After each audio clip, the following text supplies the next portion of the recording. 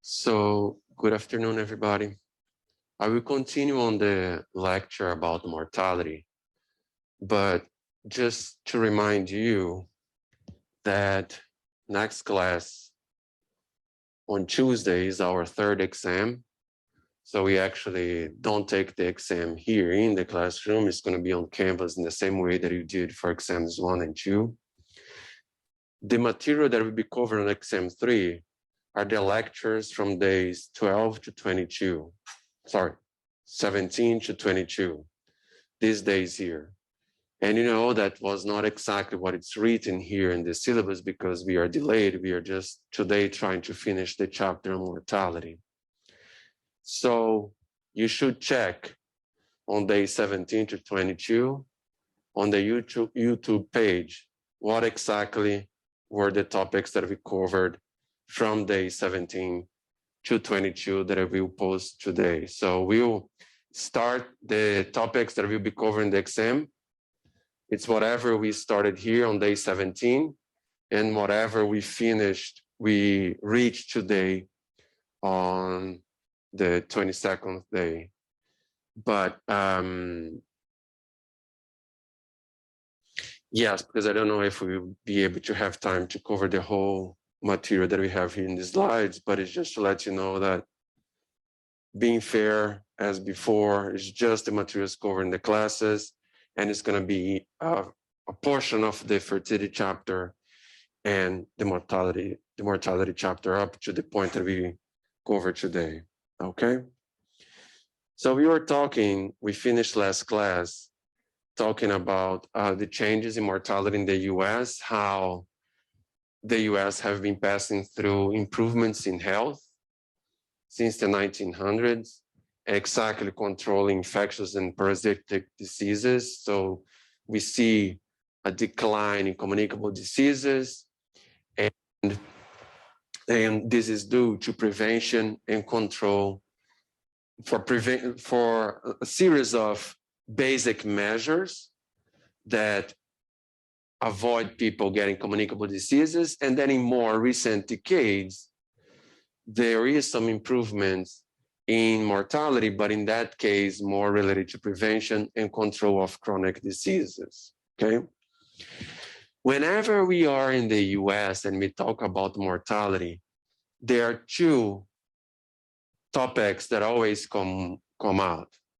One of them is the Hispanic Paradox, more specific, the Hispanic Epidemiological Paradox, and the racial crossover. Basically, the Hispanic Paradox shows that with empirical data that the Hispanic population in the US, which usually on average have lower socioeconomic status than the non-Hispanic white population, they have actually better health outcomes than the non-Hispanic white population, even though they have on average lower socioeconomic status. And the racial crossover is also the empirical finding that African Americans in the US usually have higher mortality rates than non-Hispanic white population throughout most of their lives. But when they reach these really old ages, the life expectancy of African Americans is higher than among non-Hispanic whites, right? So that's what we're going to discuss here, these two next topics. So the Hispanic Epidemiological Paradox is the empirical finding that Hispanics have death rates of about the same magnitude and sometimes lower than the non-Hispanic white population. And it's also known as the Latino mortality paradox. And these findings are usually more evident for those of Mexican origin, not taking all Hispanic population together, because of course the Hispanic population in the US is really diverse within itself, right? But overall, Mexican immigrants or Mexican Americans, they have better health outcomes than non-Hispanic whites. And health outcomes are really straightforward measures related to mortality rates and life expectancy, right? So this is the empirical finding. We see here data from 2006 to 2011 and life expectancy at birth by race ethnicity. And then we see the ones that have the lowest life expectancy at birth is the non-Hispanic Black male population. And then followed by non-Hispanic white male, non-Hispanic Black female, the Hispanic male, non-Hispanic white female, and finally at the top, Hispanic women. So, of course, here we already see differences by sex, right? If you get African Americans, males, they are down here, and female African Americans are up here. White men are here, and white women are here. Hispanic males is this blue line in the back here, and Hispanic females are up there. So you see that within each race ethnicity group, women live longer than men, as we already have been talking throughout the semester and throughout more specifically this chapter. But another thing that we also see is that Hispanics overall have better life expectancy at birth, in other words, lower mortality than the non-Hispanic white. And then you compare women Hispanic with women white, men Hispanic with men white, and you see that discrepancy. So usually demographers, they are criticized a lot by not having theories, right? A main discussion that we saw on the chapter about theories of demography is that actually we do. Demography does have a lot of theories, and we have been discussing them throughout the semester. Theories that try to explain improvements in mortality, declines in fertility, and also changes in migration flows. We do have a series of frameworks that try to explain changes in the demographic components. And a major framework is the demographic transition theory. But a lot of these theories, they also are formed after we see some empirical trends in our society. So we can be sometimes that we start the reverse. We see some indicators, we see some data, and then we see, oh, Hispanic population are doing better than the white population in the US in terms of life expectancy. And then you ask, why is that? And then when you ask, why is that, you try to answer those questions. You try to collect more information about these specific subgroups to come up with answers. This extra data can be interviews with these individuals. It can also be aggregated data, trying to understand what are their health habits, what are their daily lives. So you try to collect more data, more information from these people to try to explain why the Hispanic paradox exists. And this is a summary of the main explanations about why we have a higher life expectancy among the Hispanic population compared to the white population, although on average, the socioeconomic status of the Hispanic population is lower than the white population. A methodological reason could be the fact that there is underreporting of Hispanic origin identification on death certificates. Maybe it's just a data issue. Maybe in the death certificates, people don't report that they are Hispanic. They might report that they are white or some other race, but not Hispanic. And by not doing that, not identify as Hispanic in that death certificates, their family members don't do it, or the medical doctors don't do it, or whoever completed the death certificate for that person does not put that person as Hispanic, then we will have an underreporting of mortality rates for the Hispanic population. Also, we might see a misstatement of age, perhaps an overstatement of age at the older ages. Maybe some people, when they die, their relatives, when they report the age of that person who just died, they overestimate the age of that person, not with intentional reasons, maybe because they don't know exactly the age of that relative who just died, right? So these issues here, if those issues really are the ones driving the fact that Hispanics have higher life expectancy, that discrepancy is actually not due to different health habits or different ways that these people are going through their lives. It's more related to methodological issues in the data collection. But what are the other reasons that actually could try to explain these changes related to the daily life of these individuals? And then we divide here, following the suggestion in the textbook, between the migration and the cultural effects. There is the health migration effect. Whenever we talk about migration, migrants that move from one area to the other, that can be internal migrants, but in this case here, focusing on international migrants, self-select themselves to migrate from one country to the other. We have a group of people in a specific country that are facing poverty, that they are facing violence, that they are facing some issues, and they decide to move to another country.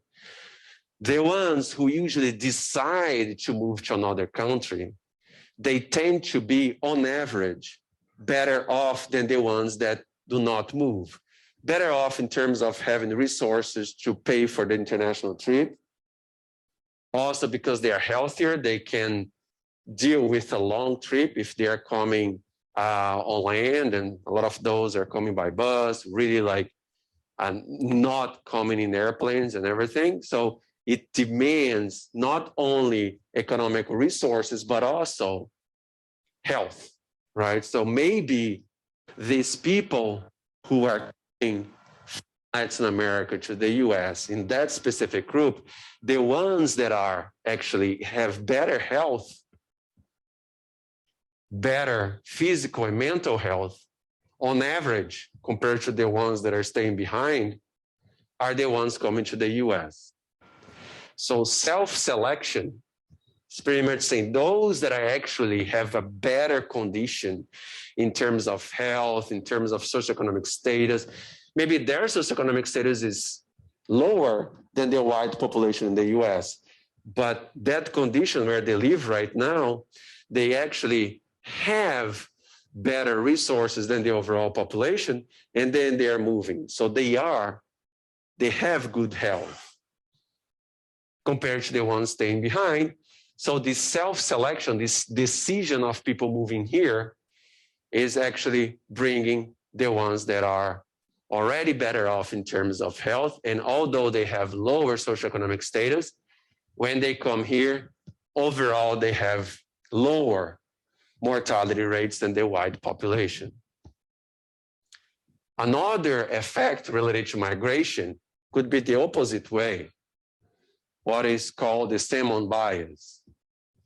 Mexican Americans who are older and are in poor health here in the US, for example, they know that they're in their final years of life, so they decide to return to Mexico, to go back to their origins and stay with their other relatives that are still in Mexico.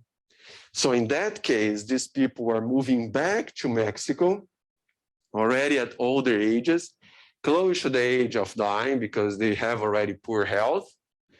And then they are not counted in the death certificates in the US. They will be counted in the death certificates in Mexico, right? So there could be this underreporting of Mexican Americans dying in the US, maybe because they are going back to Mexico. And that's related to this migration effect.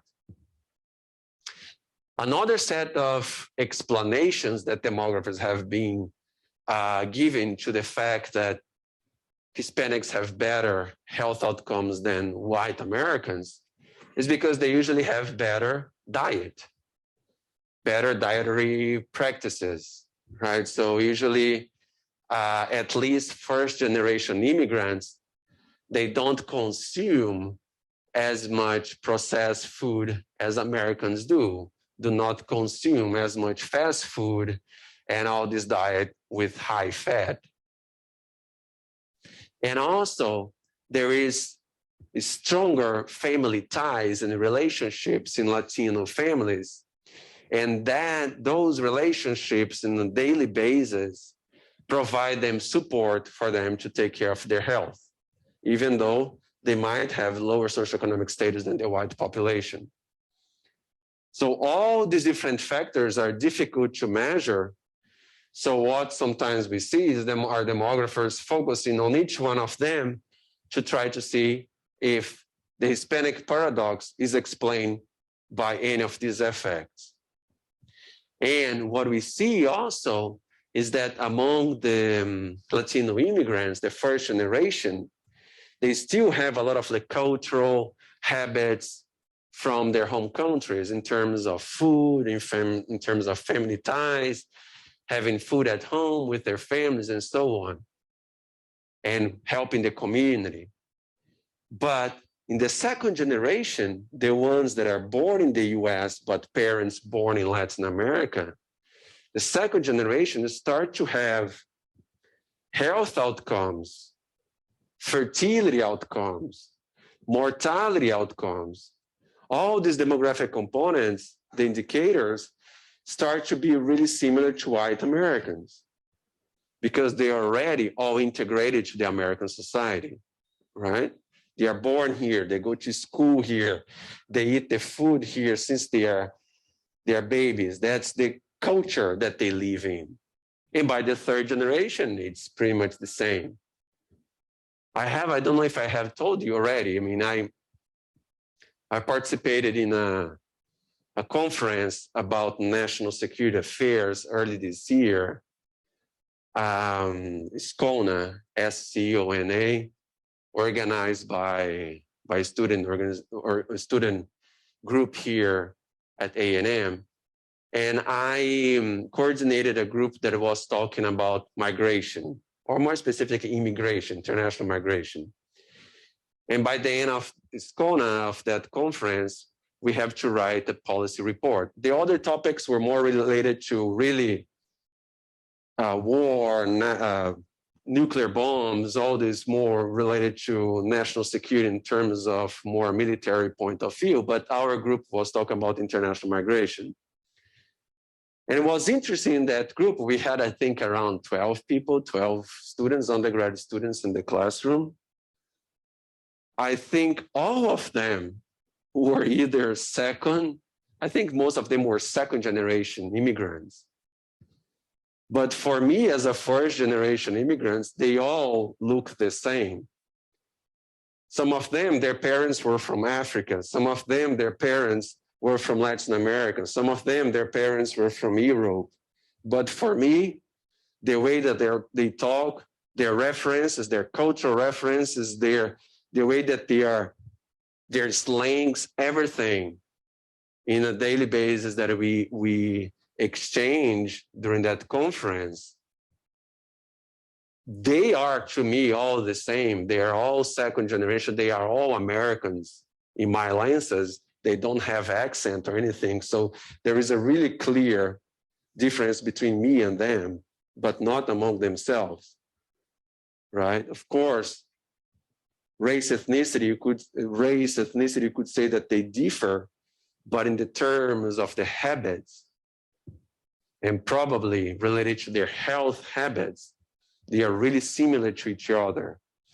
So this Hispanic paradox is more evident when we are comparing first generation immigrants, Latin Americans or Mexican Americans, to the white population. When you start to compare the second generation Mexican Americans to white Americans, it starts to be much more similar to each other, right?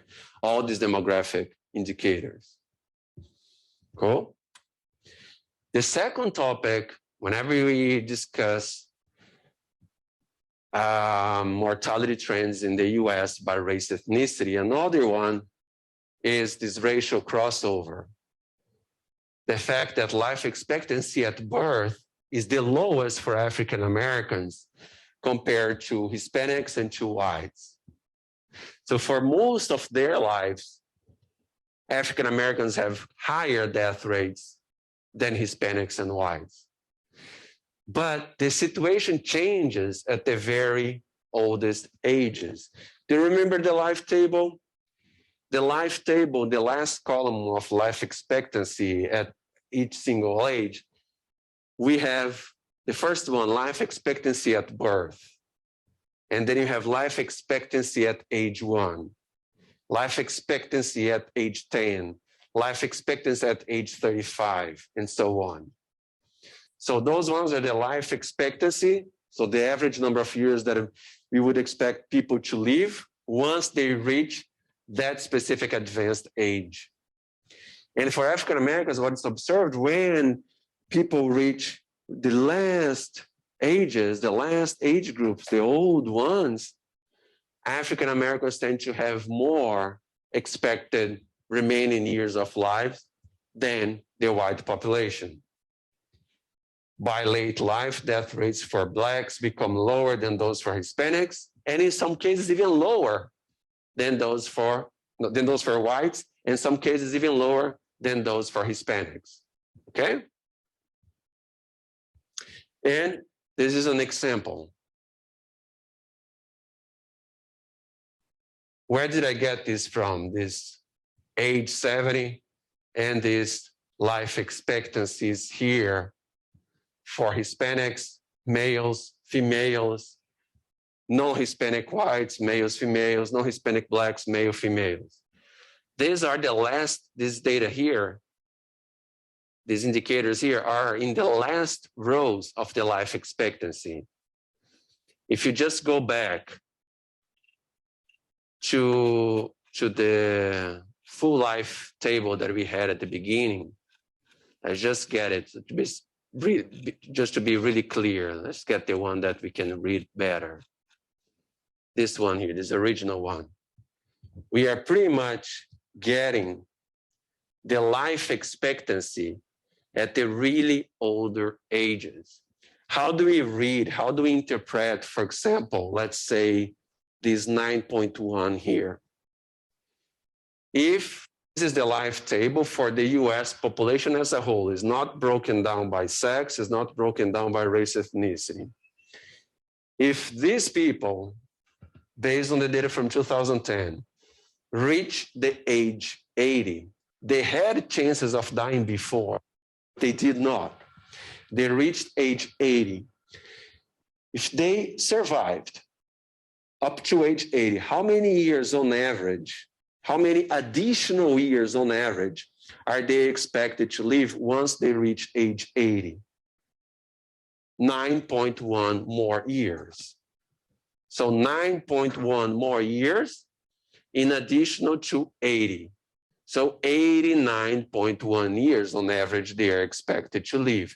89.1, it's higher than 78.7 because 78.7 of people surviving at that age, and now they were exposed to only this first risk of dying, the first QXN. They were not exposed to all these risks here. These ones here at the age 80 were exposed to everything and they survived. So they gained some additional years of life. What the race crossover is talking about is that these last numbers here, if we have a life table separated by sex and separated by race ethnicity, these last numbers here for the oldest age groups tend to be higher among African Americans than among whites. That's what we are talking about, right? And then those age groups, we're just looking at the first age here in the range, and then reporting this life expectancies at exactly those ages, right? So if we could just go back there to those slides, just go back there. What do we see? Now we have data for all these different subgroups. So we have data from 2010, but broken down by sex and by race ethnicity. So this data here come from one life table, a second life table, a third one, and so on. So what we are saying, by age 70, Hispanic males are expected to live an additional 15.4 years. So they're expected to live on average up to age 85.4, 70 plus 15.4. No-Hispanic whites, 14.2, lower than 15. And no-Hispanic blacks, 12.8, lower than these two groups. So they still have higher mortality rates, lower life expectancy at age 70. But as we keep going the life table, 9 years in addition to Hispanics, beyond 80, 8.1, 7.8. When you reach age 90, 4.5, 4, and then there is this crossover.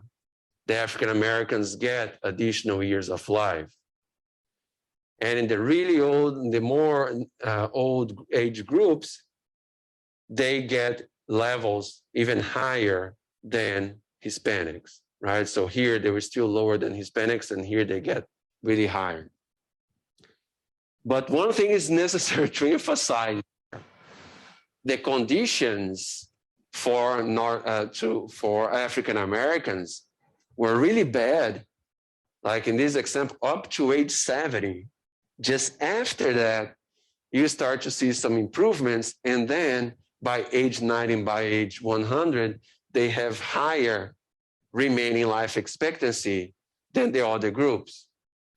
But maybe these people who survive at age 90 and age 100, based on this data, we don't know their health. We don't know if they have any form of disability. We don't know if they depend on other people to do their daily tasks. We are just talking about mortality itself, not morbidity, right? So it's a positive thing, but at the same time, it can be interpreted in the other way, that it's so sad that there is all these race ethnicity disparities until so late ages in life. And just really at the end, there is this crossover. But then demographers start to say why there is a crossover on these later ages. And then that's where we start to come up with hypotheses, with possible explanations to these facts, to these empirical findings. And we try to collect more data in order to see if these hypotheses are corroborated or not. Maybe age misreporting on death certificates. Maybe for African Americans, there is an overstatement of age in the same way that we discuss the methodological issues that might be explained in the Hispanic Paradox. But if there is an overstatement of age, this would only postpone the crossover to later ages. It would not completely eliminate it. And then there is the hypothesis related to population heterogeneity in frailty. Maybe those African Americans surviving until really old ages, they are a more robust group of disadvantaged individuals. Also because among the African American population, there is a lot of disparities in terms of socioeconomic status. The African American population is big in absolute numbers in the US, and some of them still have low socioeconomic status, but others have better socioeconomic status. And maybe the ones with better socioeconomic status that they achieve for several different reasons, they might be the ones reaching older ages, and then you see the racial crossover. So the ones that reach, the African Americans that reach the older ages might be the ones with better educational attainment, better socioeconomic status, better jobs, and that makes them reach those ages, and then they will have better, higher remaining life expectancy than the white population.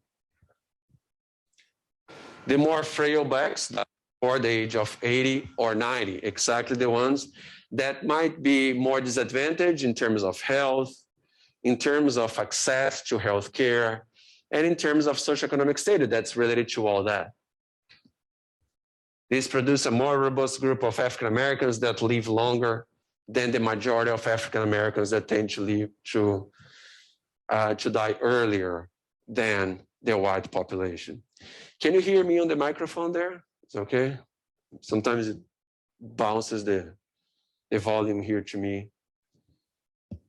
So maybe there is also the fact that the African American population is so diverse that the ones that were better off throughout their whole lives reach these older ages. And this is a really specific subgroup. And the white group is more heterogeneous, maybe at those older ages. And then on average, the African Americans are better, but only at the really old ages, right? So these are possible explanations about the racial crossover.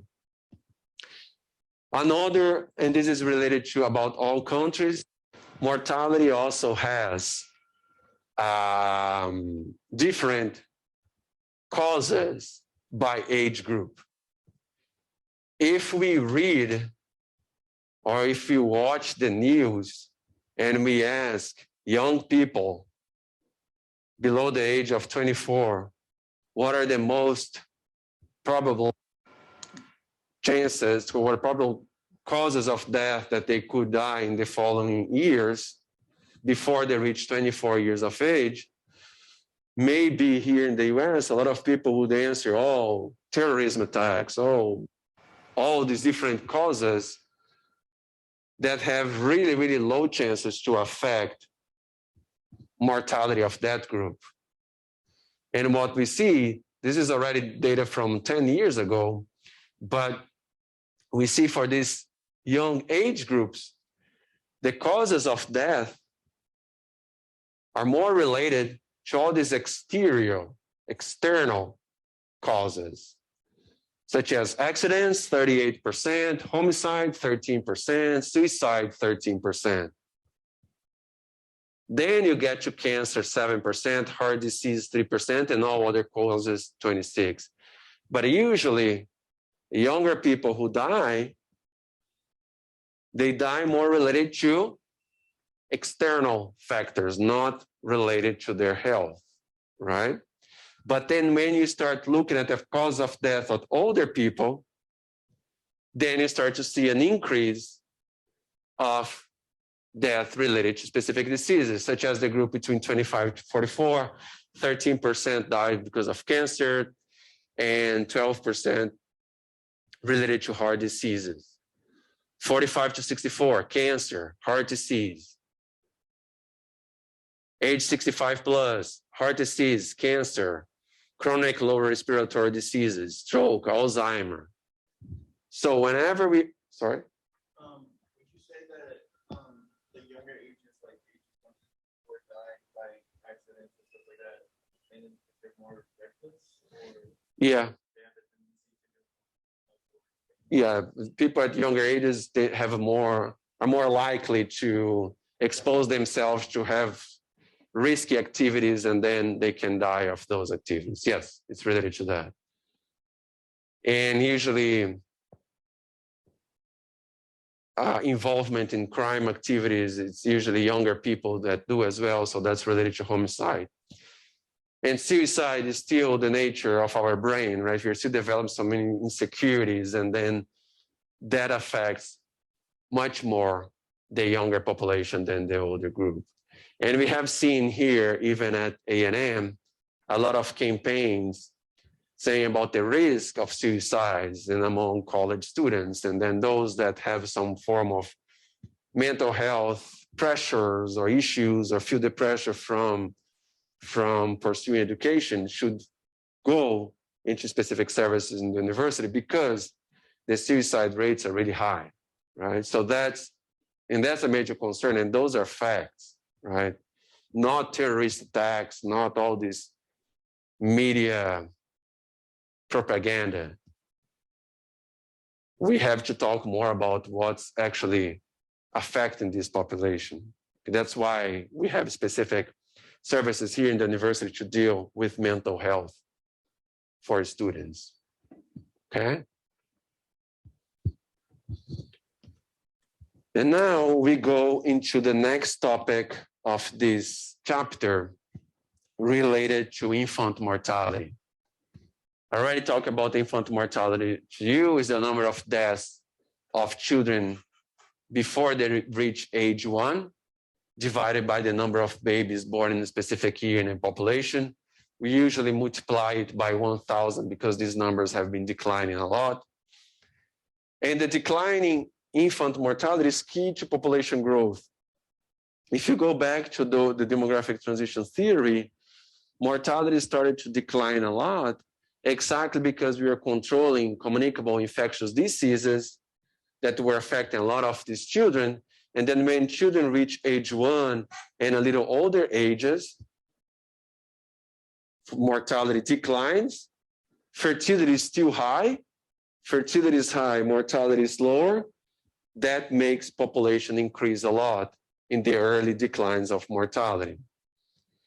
And the reduction of infant mortality rates is related to the development of oral rehydration therapy. Simple solution of salts and sugar to treat diarrhea, developed in labs, and they were tested, and they were tested mostly in developing countries and had really positive results in reducing infant mortality. And it was created by Dr. Cash from Harvard, and in really, so it's really recent technologies, and it's cheap because we're talking about the solution of salt and sugar mixed with water that can treat major diseases that are causes of death of young children. But still, we see a lot of variation of infant mortality rates across the world. The world, based on data from 2015, had an infant mortality rate of around 37 babies dying before age 1 for every 1,000 live births in these countries. Overall in the world, 37. In Sierra Leone was 117 deaths of baby before reaching age 1 for every 1,000 live births in Sierra Leone. So all these different African and Asian countries still have really high infant mortality rates compared to the world average. And then Japan, European countries, the US, Canada,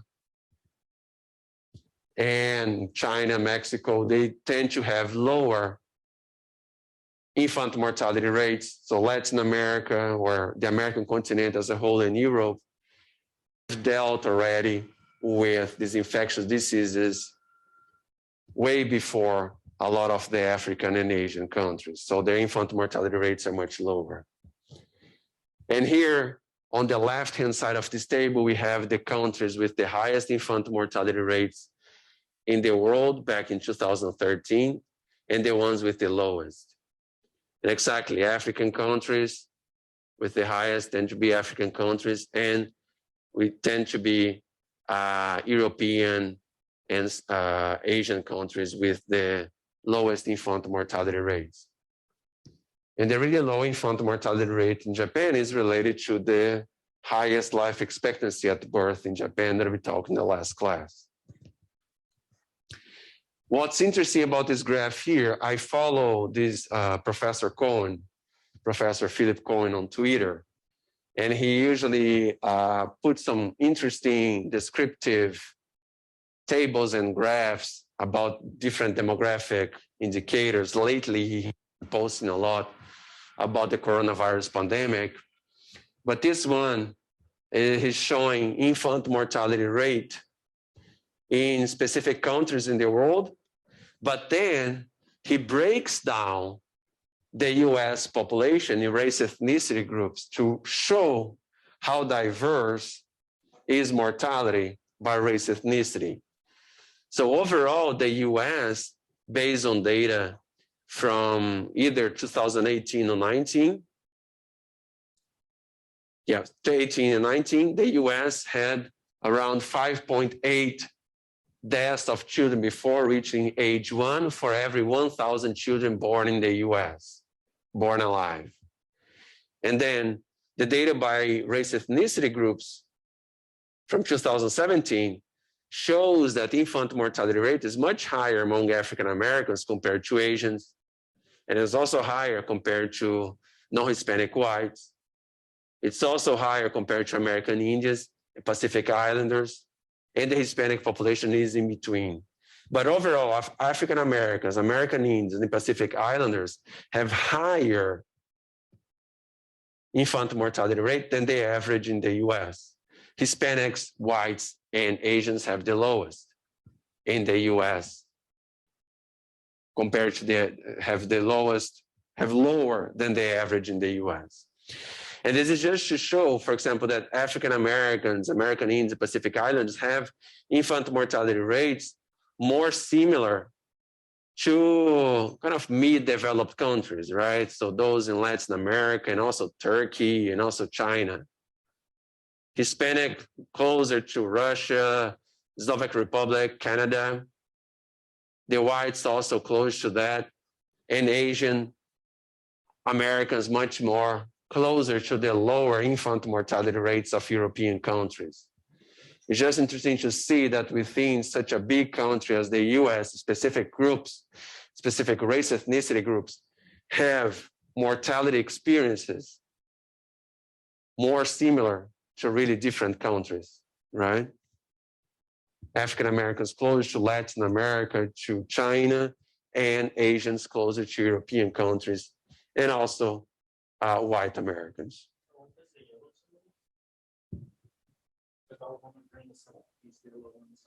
The green bars are for countries. The green bars are for countries, are the infant mortality rates for countries. The red is the infant mortality rate for the US as a whole, the average in the US. And then the orange bars are for subgroups of the US population. The orange bars are for African Americans who live in the US, American Indians in the US, whites in the US, Hispanics and Asians. So what Dr. Cohn did here was pretty much get data for all different countries in the world, also for the US, but then break down the data in the US just to show that specific subgroups of race ethnicity in the US have mortality experience, infant mortality experience, more related to, for example, African Americans more related to Latin American countries, while Asians more related to European countries, right? So the orange bars are related to subgroups of the American population by race ethnicity. This other graph here is from the textbook, showing that the non-Hispanic African Americans have higher infant mortality rates than the other groups, and the white, non-Hispanic white and Hispanic population have infant mortality rates more close to each other. Whenever you're talking about infant mortality rate, we can subdivide the infant mortality rate in two rates.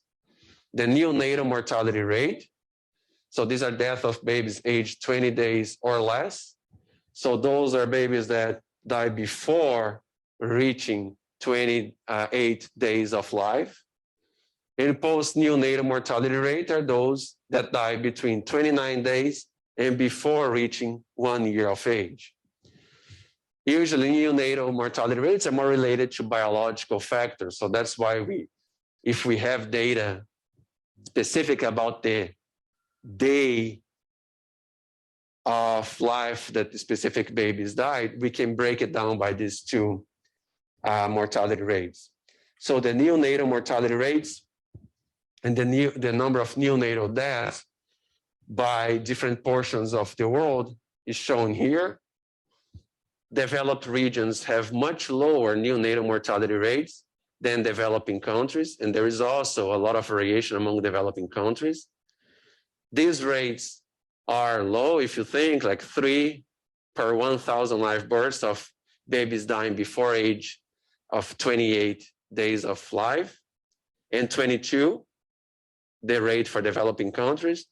But if you look in the absolute numbers, it is still big. In developing regions, it was 4.5 million deaths of babies before reaching age of 28 days, and 2.7 million in 2013. So this data here from 1990, and this data here from 2013, right? So it's still, even in absolute numbers, this is an important information to get.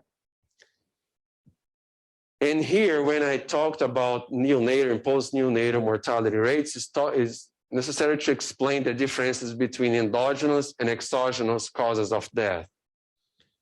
Endogenous cause of death in an infant happen usually more related to genetic issues or conditions associated with fetal development or the birth process itself, the conditions of birth. Was it at home? Was it in the hospital? Did it have a professional person following the birth, and so on? The exogenous cause of death is due to environmental or external factors, such as infections or accidents. It's more related to diseases that when the child starts to be exposed to viruses and bacteria and drinking more water and so on after they reach age of 28 days. Because even if you mix formula with water, the water might be contaminated, and that starts to have a higher chance of affecting the mortality rates of babies that are a little older, right? So in terms of the neonatal deaths, the neonatal mortality rates, what are the neonatal mortality rates? Babies dying before reaching age of 28 days. The main causes of neonatal deaths of these children not even living for more than 1 month, the main causes are related to endogenous conditions, congenital malformations, chromosome abnormalities, complications of delivery, low birth rate, overall genetic disorders. However, endogenous causes dominate infant mortality mainly in the early days of life. Those kids that die in the first, second week of life, these endogenous causes are even more dominant, are even more the main reasons of those babies dying. And not for the entire first month of life. Later, in the third and fourth week, those babies that die in the third and fourth week, still the endogenous conditions are prevalent, but not so prevalent as we saw for babies dying in the first and second week of life, right?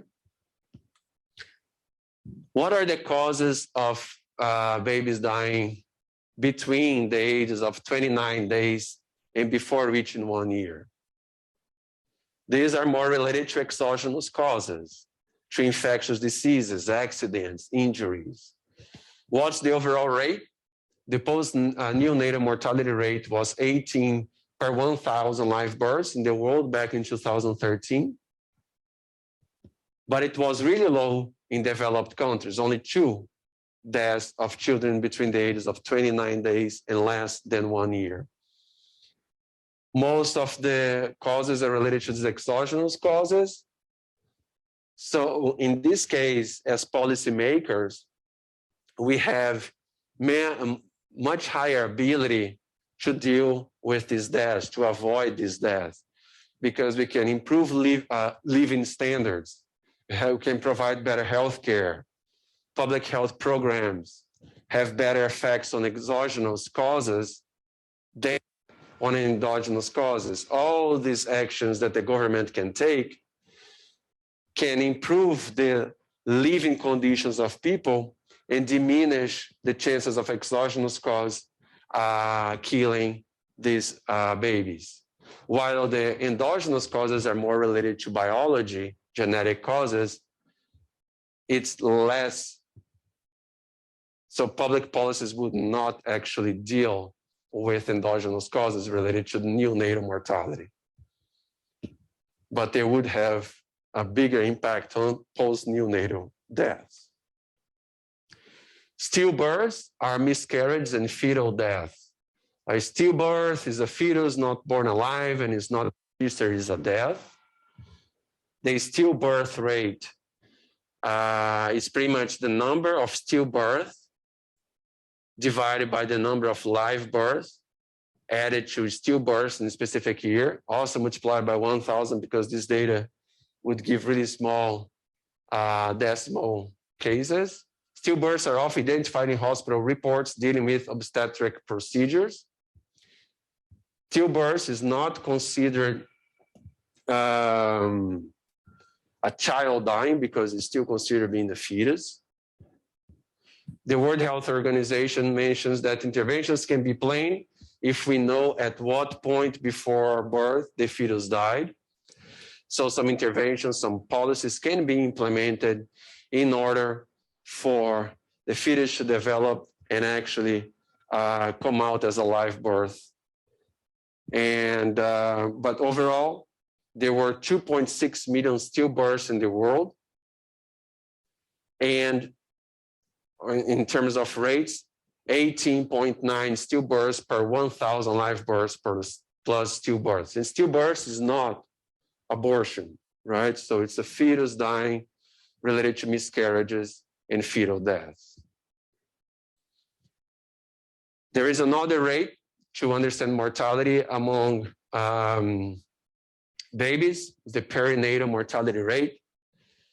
The perinatal mortality rate relates to stillbirths and deaths of babies who live for only 7 days or less per 1,000 live births, plus stillbirths. So we are talking about both stillbirths and deaths of babies before they reach age of 7 days, divided by all the babies that were born and all stillbirths in a specific year. Endogenous causes of mortality in the first week after birth are similar to the causes of stillbirth. The first week of life, it's really related to these endogenous genetic causes. So it's pretty much what it's saying here, that the causes of children dying in the first week, as I mentioned before, for neonatal mortality rate, it's really related to the perinatal mortality rate, which aggregates both deaths in the first week and also stillbirth. The perinatal mortality rate was around 47. Stillbirths or death of babies in the first week divided by all live births plus stillbirth per 1,000. In the developed world was much lower, 10, and then in the last developed world was 50, but also a lot of variation in the world across countries. Czech Republic, Singapore, 4, Mauritania around 111. This data from 2010. And in the US, it's low and it has been stable because those are usually related to endogenous causes, and it comes into a point that's really difficult to make them decline even more. Maternal mortality ratio. It's another indicator related to mortality. The maternal mortality ratio measures the extent to which mothers die immediately before, during, or after giving birth because of problems associated with pregnancy or childbirth. What is the numerator in those ratios? number of deaths in a year of women dying as a result of complications of pregnancy, childbirth, or the condition that the women have right after childbirth. Numerator, women who died because of these conditions. Denominator, number of live births happening in the year. Usually multiplied by 100,000 because this mortality, maternal mortality has been more rare in developed countries, but here in the US, in the same way that we saw for infant mortality, maternal mortality is much higher among African American women in the US than among white women because of conditions in which they're exposed to during pregnancy and childbirth. Why the previous indicators are called ratios? Infant mortality rate, why the previous indicators are called rates? Infant mortality rate, neonatal mortality rate, post-neonatal mortality rate, stillbirth rate, and this one is called maternal mortality ratio. Why is this one called ratio? And the other ones are rates. Remember when we talk about the difference between rate and ratios? The rate in the denominator is the population that has the chance of experiencing the event being measured in the numerator. That's the rate. The ratio, you compare two different groups, the size of two different groups. The group in the denominator is not the one with a chance to experience the event being measured in the numerator. In this case here, what is the denominator? Live births are the babies. We are comparing babies with mothers dying, women dying.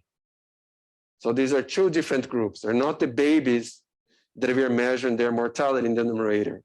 The previous rates, stillbirth rate, neonatal mortality rate, post-neonatal infant mortality rate, we are putting babies born alive in the denominator and measure how many died in specific time points. Here, we put live births in the denominator and women in the numerator. That's why it's called ratio, right? It's the same thing about the sex ratio. Remember the sex ratio, that indicator. What is it? The number of men divided by the number of women. The group in the denominator is not the one with the chance of experiencing the event in the numerator. Same thing here about maternal mortality ratio. Examples of maternal death. In the world, around 529,000 in 2000, then declined to a little more than 300,000 in 2015. Developing regions in 2015 had pretty much 99% of all maternal deaths. 66% of maternal deaths in the world in 2015 happened in sub-Saharan Africa and 21% in Southern Asia. The maternal mortality ratio in the world was around 216 deaths of women per 100,000 live births. And we see all this variation across countries. So you see that maternal deaths are much more prominent in developing countries.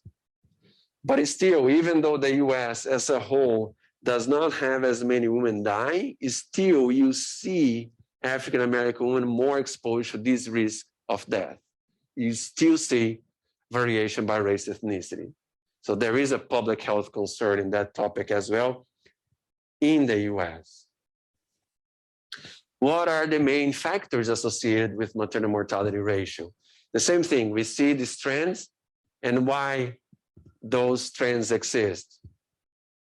Maternal deaths are mostly related to age, parity, which is the number of children that women have, and birth spacing. So age, younger and older women are more likely to die because of issues due to pregnancy and childbirth compared to women in their 20s and 30s. Women who have more children, and as they start to have more children late in their life, they have higher chances of dying because of issues of pregnancy and childbirth.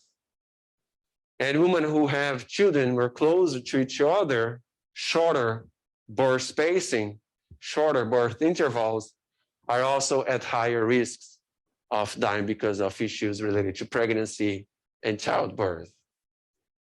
Other factors to maternal mortality: chronic disease and malnutrition, poverty, unwanted pregnancies, inadequate prenatal and obstetric care, and lack of access to a hospital. So these factors here are more exogenous factors that we were talking before, right? And the unwanted pregnancy is related to access to contraceptions, access to abortion, for example, that I mentioned in the last class. That's really controversial, like here in Texas. But women who do not want to have pregnancies, and for several reasons, and they end up having kids, they have a higher chance of dying due to that unwanted pregnancy than other women. So it is a public health issue. It's not a religion issue. Cool.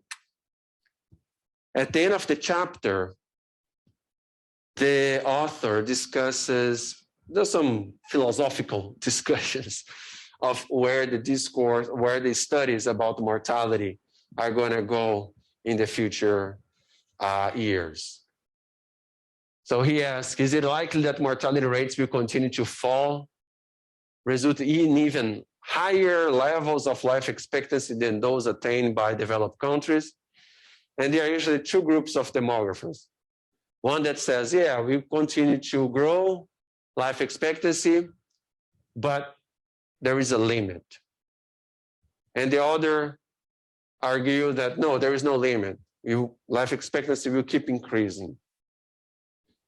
And Dudley Poston, the author of the textbook, argues against the fixed biological maximum life expectancy. He says that there is no limit for life expectancy. It will continue to increase in the next years, decades, and centuries. So this one here is more of an optimistic view about mortality. We have seen some mortality reversals in the world. Modern medical and public health techniques will surely bring about further reductions in mortality from the major causes of mortality, like all these chronic diseases, infectious diseases, communicable diseases, medicine, vaccines, all that, right? And we talked before, these anti-vaccination groups are going against all the development of human society that we had in these previous centuries. But also we have seen that there is some evidence in the early 80s of places in which mortality actually increased, not decreased. Although we have all these medical advancements, mortality did increase in specific areas, such as in Eastern Europe and also in Sub-Saharan Africa. And then in the textbook, he talks a little bit about those examples. What is causing the mortality to increase again in East European countries? After the end of the communist societies, the society changed as a whole. The economy was affected, and also health services were affected. And some possible factors that might explain the increase in mortality are lack of preventative health programs, inadequate quality of medical services, abuse of smoking and alcohol drinking, general neglect of individual health. And these specific factors might be caused by lack of life choices under the former communist regimes, that maybe before, during the communist regimes, because of fewer choices, options of life that the people had, they kind of abused in terms of smoking and alcohol and neglected their individual health. But also after the end of the communist regimes, already during the capitalist society that was implemented later in the early 90s, we see an increase in unemployment, relative deprivation, and inability to cope with economic challenges. So maybe before, the lack of incentive of life choices might have impacted the increase in mortality. In more recent decades, exactly all these economic challenges might have affected mortality of these countries. In sub-Saharan Africa, the AIDS epidemic has reversed the gains in life expectancy. So mortality has increased in many of the sub-Saharan African countries. Nowadays, degenerative diseases are the major causes of death in the developed world, and we saw that throughout the epidemiological transition. Future improvements in the treatment of diseases is likely to happen, but eliminating a specific degenerative disease would result in small improvements in life expectancy, because these diseases are already happening, are killing people at really advanced ages. So if you have medical improvements and you decrease the chance of people dying due to those ones, they're already at really old ages and they will die from something else, right? So that will result in not so big gains in life expectancy. Eliminating heart disease would raise life expectancy in the US by 5 years. But eliminating cancer would raise it by 3 years. Still, if you think 5 and 3 years might make a lot of difference in our lives, of course. But they don't increase as much as when we saw eliminating or decreasing diseases related to communicable causes of death. So what he discusses in the paper, in the chapter, is the important question is not will life expectancy increase? The important question is by how much will life expectancy increase? Well, and then here I just have been compiling during the pandemic data about the deaths due to coronavirus. And this data here is back from August 2020. At the end, or at the beginning of that fall semester, and the pandemic started in early 2020. And then here we have the top 20 countries ranked by total number of deaths back in August 2020. So the US had 180, Brazil 115,000 deaths, around those numbers, Mexico 60,000. And then data from January, I collect this, try to get from the same sources exactly in the semesters that I'm teaching this class. So at the beginning of the spring semester this year, the US jumped from 181,000 deaths to more than 400,000. Brazil from 115 to 210. And here again, it's ranked by total deaths, right? And we have some also rates here in which you get the deaths divided by the size of the population, cases divided by the size of the population, and so on. End of the last spring semester, the US jumped from, in one semester, 400,000 to 565, Brazil 210 to 321. Again, ranked by the top 20 countries by total number of deaths. And then this one here is from this semester, from a few years ago when I got data in the US, reaching 757,000, in Brazil 600,000. So these are the overall numbers to show how still within this year, the US increasing from 565 to 757, and Brazil from 321 to 600. And in a period that maybe because people are tired of it, people don't really see it close to them, the pandemic is still going on. Affecting with more chance specific subgroups of the population, of course, older people, and also differentials by race, ethnicity. Here, also I updated up to October 26, which was the date that I was expecting to teach this course. We delayed a little. But we see a lot of variation, a lot of different waves on the daily new confirmed cases. These are not deaths, these are cases. So around November and early months of 2021 reached really high levels. January 2021 was really a high month with really high levels of cases of coronavirus. But also now, in the early fall, we also saw the same in this last summer, and in declining in more recent weeks and more recent months. Number of deaths. Also, we see the same waves. Whenever we increase cases, deaths, they increase as well. And the deaths that we see now are kind of like comparable to the same levels that we had back in April of 2020. So it did not disappear, it's still high. This is data. So this one here is from Our World in Data. All the sources are in the bottom of the slides. This one here from the New York Times.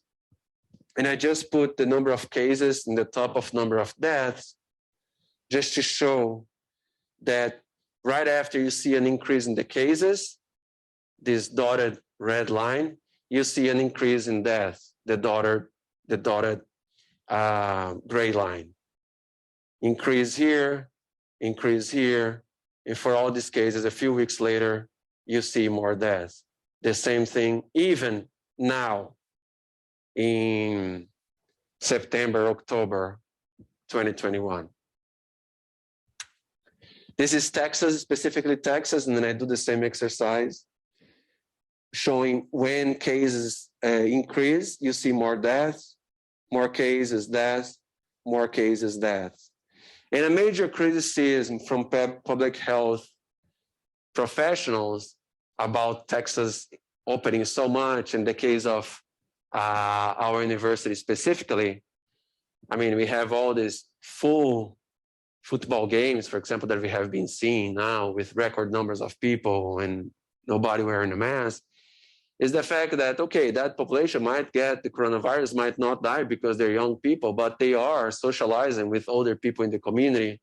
So we do see increases in cases and deaths of older people in the community, like in Brazos County, right? So that's the major criticism. See that the deaths now around September, much higher than what it was around August last year. In August last year, we were all doing much more social distance and wearing masks than now. Of course, now we have vaccines. Even with vaccines, because some people are not taking the vaccines, they are more likely to die. Of course, there is the 1% that did get the vaccine and are dying, but most of those deaths are people that are not getting vaccinated because they don't want to. And this data here is, did I just repeat this? Okay, they just went back here, just didn't delete this slide. This slide I meant to delete it because this one here is more recent, goes until October 26th, and this one is just those first two waves. These two waves here are the same as these two waves. And these are the average daily cases per 1,000 people back in October 2020. Let me just see something. Yeah, just October 2020. So it was more in the eastern half of the country. And by January this year, it spread all over. Number of cases, not deaths in this case. And then now in April, it decreased the number of cases per 100,000 people and went back again with the Delta variant in October. And now the opposite as it was at the beginning. At the beginning, we had more in the eastern side of the country and in more recent data in the western portion of the country. So not over.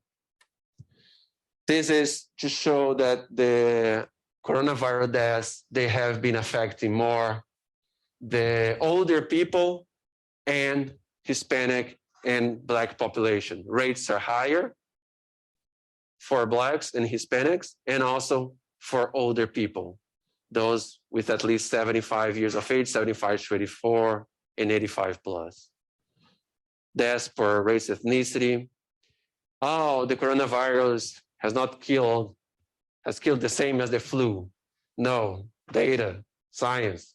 The flu, much lower deaths. This is data for each one of these years of annual flu deaths and the deaths that happen in the US due to the COVID-19 only up to December 2020, 351,000 compared to 22,000.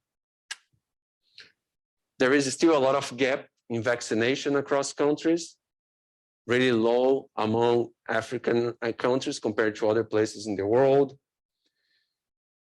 The percent of fully vaccinated people, and vaccination is important because the ones who are not vaccinated are the ones dying.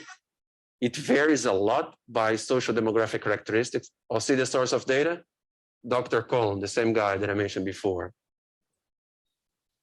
And the likelihood of getting the COVID vaccine varies a lot by education. People with college degree are more likely or to get vaccinated or are already vaccinated, and those without a college degree have lower likelihood of getting vaccinated, of wanting to get vaccinated. The percentage of people teleworking varies by education. Those with a graduate degree or bachelor degree have higher percentage of being teleworking, lower chance of getting the coronavirus. The remote work in the pandemic has been declining since like June, July last year and now, but it still is higher among exactly those people that have better jobs, management and professions, compared to those in sales and services. And finally, this is the percent of workers in occupations suitable for telework. The ones that have more chances to be in teleworking, so social distancing, usually make more money. And the ones that make less money, such as those that work in hospital, in restaurants, have to be in person at work. So this is just source of data in these last slides. And we don't meet next week in person because there is exam 3, which you can just do in Canvas as before. So just study following the material that we covered on days 17 to 22. Thank you very much. Have a great weekend. Have a great exam on Tuesday, and I see you guys on Thursday, 1 week from now.